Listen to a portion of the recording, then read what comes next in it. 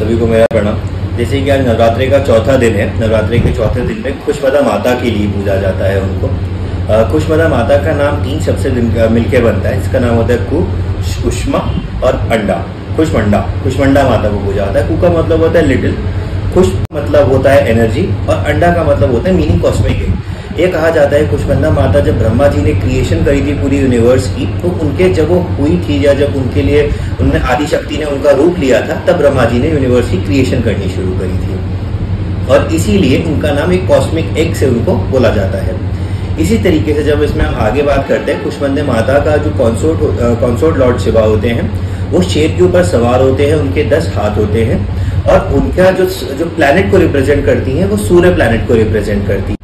खुशमंदा माता से जुड़े हुए काफी अच्छे तथ्य निकल के आते हैं। मैं जब इसमें बारे में पढ़ा तो मुझे पता चला कि खुशमंदा माता जो है वो पार्वती माता का ही रूप है। खुशमंदा माता के लिए एक बहुत ही अच्छा एक बात निकल के आती है जो पुराने तथ्यों में लिखी हुई है, हमारे पुराणों में लिखी हुई है आदिशक्ति के बारे में, कि एक बार 2 राक्षस थे। उनने काफी वो तप कर रहे थे शिव जी के लिए, लेकिन तप में वो इतने ज्यादा लीन हो गए कि उनकी बॉडी अंदर से ग्लो करने लग गई और वो इतनी ज्यादा करने लगे कि वो सूर्य देव को समझ में नहीं आया कि वो बॉडी उनकी ग्लो क्यों कर रही है, इतना ग्लो आ कहाँ से रहा है। तो सूर्य देव वो देखने के लिए पृथ्वी की तरफ चलने लग जाते हैं। ऑल्दो कोई भी सेलेस्टियल बीइंग, चाहे सूर्य देव हो गए, अग्निदेव हो गए, उनको अपनी जगह छोड़ने के लिए उस समय तक कहते हैं कि आदेश नहीं थे, बट फिर भी वो चले जाते हैं। जब क्योंकि सूर्यदेव अपनी जगह छोड़ देते हैं तो उस जगह के छोड़ने से क्या होता है, पूरे जहान में अंधकार मच जाता है, ग्रेविटी की दिक्कत आ जाती है उसमें। तो उससे लोग जैसे जैसे उनके पास जाते हैं, जो तप कर रहे थे 2 राक्षस, वो जल के भस्म हो जाते हैं। इससे शिव भगवान को बहुत गुस्सा आता है। शिव भगवान को जब बहुत गुस्सा आता है वो त्रिशूल निकालते हैं और त्रिशूल से वो उन सूर्य देव को मार देते हैं। जो सूर्य देव को मार देते हैं तो पूरे जहान में अंधकार छा जाता है, पूरे यूनिवर्स में अंधकार छा जाता है। तो ऋषि कश्यप जो देवताओं के गुरु है, जो देवताओं के पिता है और सूर्यदेव के पिता है, वो वहां पे आते हैं। वो देख के बहुत गुस्सा करते हैं। वो शिव जी को इस बात पे बहुत श्राप देते हैं कि क्योंकि तुमने आज मेरे बेटे को मारा है, इसलिए एक दिन तुम अपने बेटे को भी मारोगे। उनको श्राप देके वहां चले जाते हैं। लेकिन इसी बात पे जब आगे बात चलती है तो सारे मिलके इसके सेकंड पार्ट में होता है कि ये श्राप देने के बाद वो माता पार्वती के पास जाते हैं कि इसका कैसे उनका वो निकाला जाए। माता पार्वती अपना खुशमंडा रूप में सूर्य देव को वापस जीवित करती हैं, वापस उनको प्लेस करती हैं। उनको एक गोलाकार आंख में खुद उसी में जाके विराजमान होती है सूर्य देव में जाके, और उससे सूर्य देव में प्रकाश वापस आ जाता है। इसी के चलते खुशमंदा माता ये भी कहा जाता है कि वो सूर्य देव के बीच में ही वहां पे उनका अडोब है, वो वहीं पे ही रहती हैं। वो कहते हैं with her little smile she started the creation of life in the universe. नमस्कार, धन्यवाद। नमस्कार। नवरात्रि के 4th डे में हम लोग अपनी ये जो अवतार कथा पार्वती माता की थी वो पूर्ण करेंगे। पूर्ण करने में इसमें माता के हमने उनके वहां तक पढ़ा, अवतार कथा वहां तक पढ़ ली थी जब विश्व कल्याण के लिए उनकी शादी हो जाती है और वो अज्ञात भाव से शिव जी से बात करती है। वो कहती हैं, हे भगवान, शंकर का निर्माण कर लिया, लोमेश आदि विशिष्ट लोगों का परंपरा वहीं प्राप्त हुआ थे।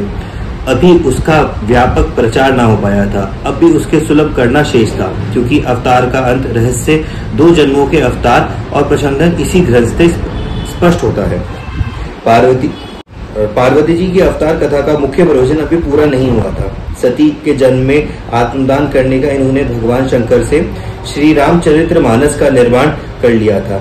लोमेश आदि विशिष्ट लोगों को परंपराएं वह प्राप्त भी हो चुका था, अभी उसका व्यापक प्रचार नहीं हो पाया था। अब उसे सबको सुलभ करना शेष था, क्योंकि अवतार का रहस्य उनके जन्मों के अवतार के प्रचार द्वारा इसी ग्रंथ से श्रेष्ठ होता है। अतः सती जन्म वाला अज्ञात अभिनय पार्वती ने प्रारंभ कर दिया। वे अवसर पाकर बोली, नाथ, कल्प वृक्ष की छाया में जो रहता है वह दरिद्र नहीं रह जाता। आप ज्ञान के कल्प वृक्ष हैं और आपकी छाया में मैं रहती हूँ। मैं ज्ञान की दरिद्र हूँ, गरीबी मुझे सता रही है, मुझे दूध दीजिए। मैं पृथ्वी पर माथा टेक कर आपको प्रणाम कर रही हूँ और मैं हाथ जोड़कर विनती करती हूँ, मुझे पहले जन्म से मैं आर्त हूँ और उसे भ्रम से आज भी आर्त हूँ। नाथ, मेरी आतिरता को दूर कीजिए, मैं आपकी दासी हूँ, मेरे अज्ञानता पर क्रोध ना कीजिए। तो उनको पार्वती माता उनको बताती हैं कि उनके वो अज्ञानता पे उसमें है और उनसे क्रोध ना करें, उनको पूरी चीजें उनको वो बताएं। तो इसमें अपने दशनाथ श्री राम ब्रह्मा है, मैंने परीक्षा कर उन्हें ब्रह्मा ही पाया, किंतु कुछ ऐसे प्रश्न हैं जिनकी बुद्धि को संतोष नहीं होता। तो पार्वती माता शंकर जी से कुछ प्रश्न पूछती हैं। ये प्रश्न हमारे जो 4th डे को पूरा एक तरीके से समाप्त करेंगे। उनके प्रश्न पूछती हैं, ब्रह्मा को अजन्मा कहा जाता है, किंतु दशरथ आनंद श्री राम को तो पिता से ही जन्मा हुआ था, फिर ये अज कैसे हुए। दूसरा प्रश्न, ब्रह्मा को ज्ञान रूप कहा जाता है, किंतु दशरथ श्री राम को यह भी ज्ञान नहीं था कि पेड़ पौधों से उनका प्रश्न उत्तर ना दे सकेंगे या नहीं। तीसरा प्रश्न, ब्रह्मा को निराकार कहा जाता है, किंतु दशरथ श्री राम हास मास चाम के बने हुए स्पष्ट दिखाई देते हैं।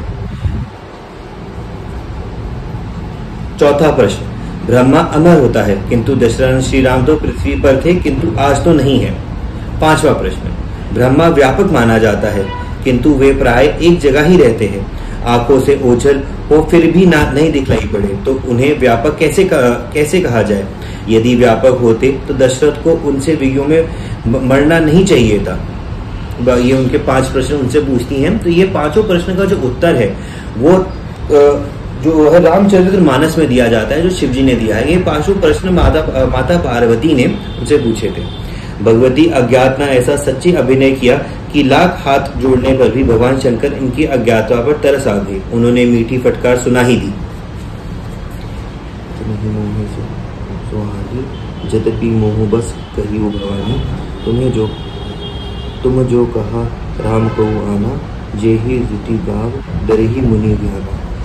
कहीं सुनही अस अधम नर ग्रसे जे मोह पिशाच, पाषंडी हरिपद विमुख जानही झूठ न साच। एक बात नहीं मोहि सुहानी, जदपि मोह बस कही भवानी। तुम जो कहा राम ऊ आना, जे ही श्रुति गाव दरहि मुनि ध्याना।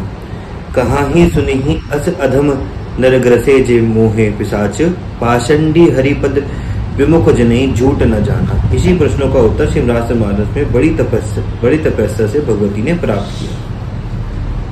तो उसके बाद जब माता पार्वती शंकर जी से सारे सवाल पूछती है, तो शंकर भगवान की फटकार लगाते हुए ये बात बोलते हैं, एक बात नहीं मोहि सोहानी, जदपि मोह बस कहू भवानी।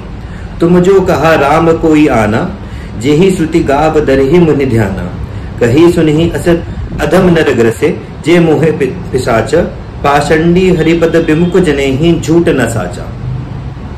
तो इसे कहते हैं कि एक बात मुझे समझ नहीं आई, मोहि सोनी नहीं आई, जदपि मोह बस कहू भवानी। आप ऐसे कैसे बोल सकती हैं, आप तो खुद ज्ञान की एक स्रोत है, आप ऐसा अभिनय कर रही हैं। बट फिर भी इन्हीं प्रश्नों का उत्तर जो उन्होंने पूछा, उनमें श्री रामचरितमानस में जिन्हें बड़ी तपस्या से भगवती जी ने प्राप्त किया, जो शिव भगवान ने बोला। धन्यवाद।